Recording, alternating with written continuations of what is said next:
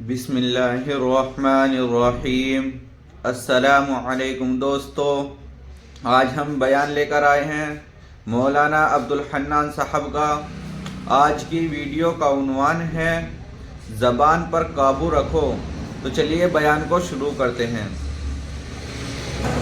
میری ماں میری بہنوں، گزارا کرنا سیکھو۔ دیکھو گھر کی حالت کیا ہے، تمہارے زبان کے کڑوے بولنے کس کس چیز کو متاثر کر رکھا ہے۔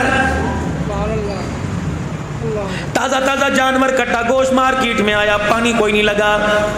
شیخ صاحب چلے گئے، انصاری صاحب چلے گئے، کمبو صاحب چلے گئے، میرے عزیزو اپنی قوم والے چلے گئے اور جا کے کہا یہاں سے گوشت کاٹ کے دے۔ حاجی صاحب کہاں کا لوگے، گردن کا، کمر کا لوگے، اٹھ کا لوگے۔ اپنی مرضی سے گوشت لے کے آیا، تازہ تازہ سبزی اپنی مرضی سے لے کے آیا، گھی ڈالنے میرے عزیزو، مسالے اپنی مرضی سے لے کے آیا۔ بیوی سے کہا ایسا بنائیو، اللہ اکبر، جوانی کی یاد تازہ ہو جائے، ایسا بنائیو کہ انگلیاں چاٹتا چاٹتا رہ جاؤ۔ بیوی نے بھی بڑی آؤ بھگت کے ساتھ کھانا بنایا، سالن تیار ہو گیا۔ گھر والا ٹائم پہ روٹی کھانے کے لیے آیا، آگے سالن روٹی پڑی، ہاتھ بھی دھوئے تھے، بسم اللہ بھی پڑی تھی، وعلی برکت اللہ بھی کہا تھا۔ روٹی کا ٹکڑا توڑا، سالن میں ڈبویا اور پہلا لقمہ منہ میں لیا، ماتھے پہ بل آ گئے، چہرے کا رنگ بدل گیا۔ بیوی کہنے لگی اللہ خیر کرے، کہنے لگی کیا بات، ہنڈی کنڈی دیکھ کے نہیں بنائی تھی، ہنڈی کے اوپر کھڑے ہو کے تو نے ہنڈی نہیں بھننی تھی، جب ہنڈیاں بھن رہی تھی پک رہی تھی، کہاں چلی گئی تھی؟ کہنے لگی ہاں ہنڈیاں پکاتے پکاتے محلے والی آئی تھی، جھانک کے کہنے لگی کیا پکا رہی ہے؟ لگتا ہے اس کی نظر لگ گئی۔ اللہ کہتا ہے اس کی نظر کوئی نہیں لگی، ہاں ہاں مسالے 2 نمبر ہوں گے۔ اللہ کہتا ہے مسالے بھی نمبر 2 کوئی نہیں، گوشت میں پانی لگا ہوگا۔ اللہ کہتا ہے گوشت میں پانی نہیں لگا۔ الہ العالمین، اس نے لانے میں کسر نہ چھوڑی، اس نے پکانے میں کسر نہ چھوڑی۔ الہ العالمین، پھر یہ کھانا کیسے بد ذائقہ ہو گیا؟ اللہ فرماتے ہیں ہاں میں تجھے بتاؤں، ہنڈیاں بھون رہی تھی، سر پہ دوپٹہ بھی تھا، ہاتھوں کی انگلیوں پہ ناخن پالش بھی نہیں تھی، ہنڈیاں بھونتے بھونتے فون کی گھنٹی بجی، اس نے یوں کر کے دیکھا، اس پہ لکھا تھا امی جان۔ اس نے فون اٹھایا، ریسیور فون ریسیو کیا، السلام علیکم۔ وعلیکم السلام۔ ماں نے کہا میری بیٹی کیا کر رہی ہے؟ کہاں ہے میری بیٹی؟ اس نے ہنڈیاں بھونتے بھونتے کہا جس جہنم میں تم نے بھیجا تھا وہیں اور کہاں جاؤں گی؟ کیا کر رہی ہے؟ اس نے کہا جو نامراد میرے گلے پڑے تھے، اللہ اکبر، میری امی تو نے آج تک میرے ہاتھ سے انڈا نہیں بنوایا، ان کنجروں کے لیے، ان حرامیوں کے لیے مجھے 12 15 روٹیاں پکانا پڑ رہی ہیں۔ اللہ کی عزت کی قسم، اور میری بہنوں یہ تیرے زبان کا کڑوا بول، یہ تیرے زبان کا کڑوا بول، یہ تیرے زبان کا کڑوا بول سیدھا تیرے منہ سے نکل کر ہڈیا کے اندر جا کے کرا جس نے ذائقے کا بیڑا غرق کر کے رکھ دیا۔ یہ تیرے ہاتھ کا پکا تیری اولاد کھائے گی، کھا کے منہ پر جوتے مارے گی۔ شور کھائے گا، یقین جان پکانے والی اور کھانے والا دونوں پکا کھا کے اسپتالوں میں جائیں گے۔ تم کیا سمجھتے ہو کسی کی غیبت کرنا؟ تم کیا سمجھتے ہو کسی کی بے عزتی کرنا؟ تم کیا سمجھتے ہو کسی کے عیب اچھالنا؟ تم کیا سمجھتے ہو کسی پہ انگلی اٹھانا بچ جاؤ گے؟ الغیبت اشد من الزنا، فرمایا او لوگو زنا کرنے والے کو تو معافی مل جائے گی، کسی کی چغلی کھانے والا، کسی کے عیبوں کو اچھالنے والے کو معافی نہیں ملے گی۔ مر گئے مر گئے مر گئے مر گئے۔ کسی سے پوچھ کے دیکھ لو کیا حال ہے، اب گزارا ہو رہا ہے، کوئی شکر کرتا ہی نہیں، کوئی کہتا نہیں اللہ کا شکر۔ اگر اپنی قابلیت کو دیکھیں تو ہماری قابلیت ایک سوکھی روٹی کی نہیں، قربان جاؤں دیسی گھی کے پروٹھے کھلا رہا ہے۔ اگر اپنی قابلیت کو دیکھیں تو سادہ پانی کے بھی میرے عزیزو ہم اس کے آگے سر اٹھا کے نہیں مانگ سکتے، لیکن قربان جائیں وہ دودھ کے شربت پلا رہا ہے۔ شکر کرنا سیکھو۔ بیوی دعا کر رہی ہے، شوہر آمین کہہ رہا ہے۔ بیوی کہہ رہی ہے چل اب روٹی لے کے جا۔ روٹی لے کے جاتا جاتا کمرے میں گھستا گھستا رک گیا۔ اب کیا ہوا؟ کہ عرب کا دستور ہے، مہمان نوازی کی ایک عادت ہے، جب کوئی مہمان روٹی کھانے بیٹھے ہے اس کے ساتھ میزبان بھی بیٹھتا ہے۔ روٹی ایک، وہ بھی اتنی سی چپاتی، اس کا پیٹ نہیں بھرے گا، اگر 2-4 ٹکڑے میں نے منہ میں لے لیے تو میرا پیٹ بھی نہیں بھرے گا، اس کا نہیں بھرے گا۔ بیوی سمجھدار تھی، کہنے لگی اچھا پھر یوں کریو کیا؟ کہا جب مہمان کے آؤ پڑھو جی اللہ کا نام، اپنے رب کا نام لے، اور وہ اللہ اکبر اپنے معبودوں کا نام لے کے روٹی کھانے لگے، تو مجھے کہنا گھر والی اندھیرا اندھیرا سا لگ رہا ہے، کمرے میں دھندلا پن لگ رہا ہے، ایسا گھر ذرا چراغ کی بتی کو اوپر کر دے، میں آؤں گی چراغ کی بتی اوپر کرنے کے بجائے چراغ کی بتی کو انگلیوں میں لے کے مسل دوں گی، اندھیرا ہو جائے گا تو روٹی تک ہاتھ بڑھا کے خالی منہ تک لاتا رہیو، مہمان روٹی کھاتا رہے گا، اس کا پیٹ بھی بھر جائے گا، تیری مہمان نوازی کا بھرم بھی بچ جائے گا۔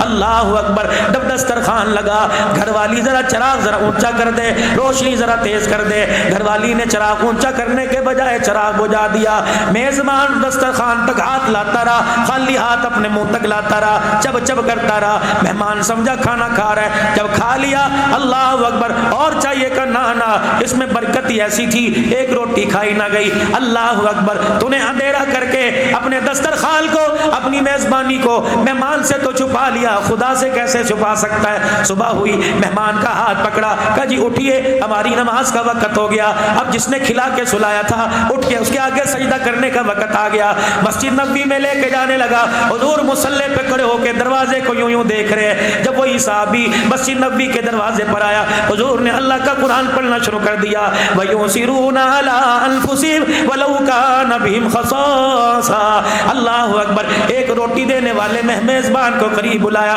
فرمایا واہ واہ واہ واہ واہ واہ، کیسی مہمان نوازی کی، تیرے دسترخوان کو دیکھ کر جبرائیل قرآن خدا کا آسمان سے لے کے آ گیا۔ مر گئے مر گئے مر گئے، زندہ کب تھے؟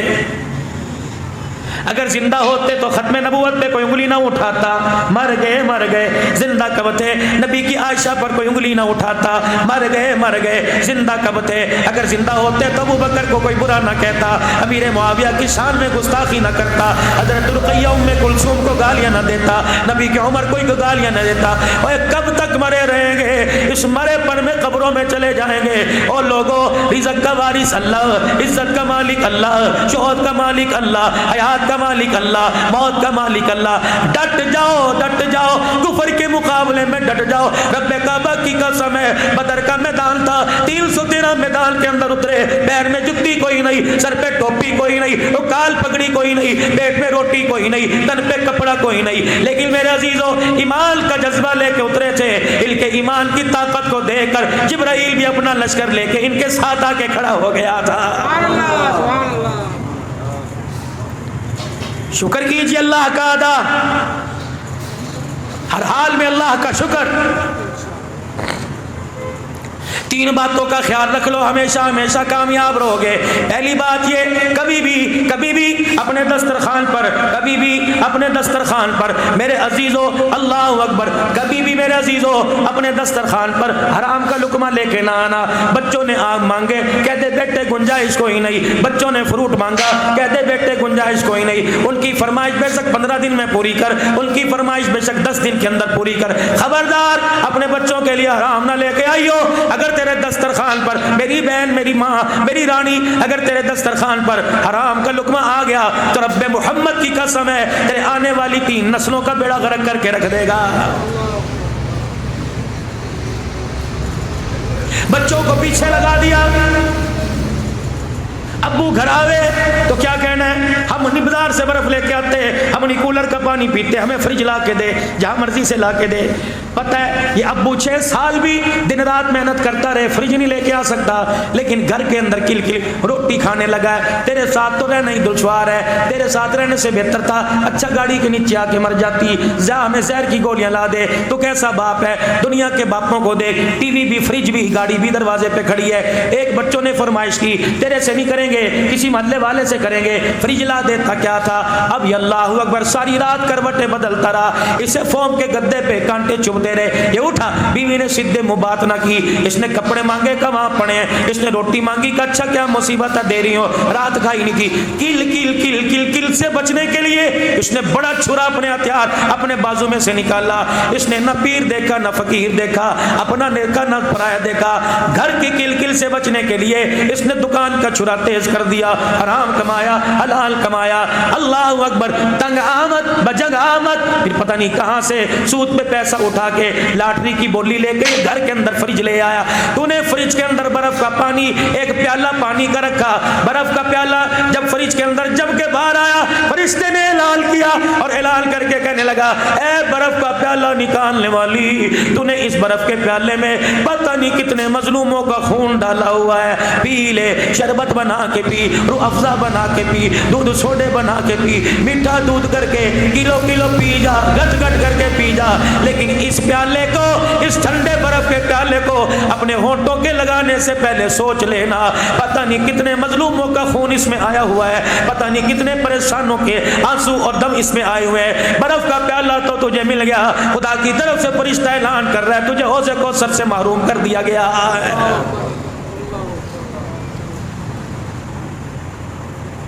ہمیں نہیں پتا گھر کے قالین اور پردے اس سے پہلے لگیں گے، جہاں مرضی سے لگا، ادھار مانگ رہا ہے، ٹوپی رکھ رہا ہے، راتوں کو چھپ چھپ کے دوست کو فون کر رہا ہے یار 50,000 دے دے، تیری بھابی بڑا پریشان کر رہی ہے، اور میرے یارو جس نے گھر میں پردے لگائے، جس نے گھر میں قالین لگائے، اسے بھی تو رات کو اٹھ کے دیکھ کروٹ بدل بدل کے رات گزار رہا ہے یا خراٹے مار کے سو رہا ہے، اگر کروٹ بدل بدل کے رات گزار رہا ہے اٹھ کے اس کے پیروں میں بیٹھ جا اور اس سے پوچھ کہ ہماری وجہ سے تیری نیند خراب تو نہیں ہوئی، ہماری وجہ سے تیری نیند خراب تو نہیں ہوئی، اگر تیری بے چینی کا ذریعہ ہم بنے، ہم تیرے سے معافی مانگتے ہیں، ہم گھر کے پردے قالین نہیں چاہتے، ہم ہاتھ پکڑ کے جنت کے اندر تیرا ساتھ چاہتے ہیں۔ آ جا کے نتیجہ کیا نکلتا ہے؟ طلاق دے دے، آسان کام ہے؟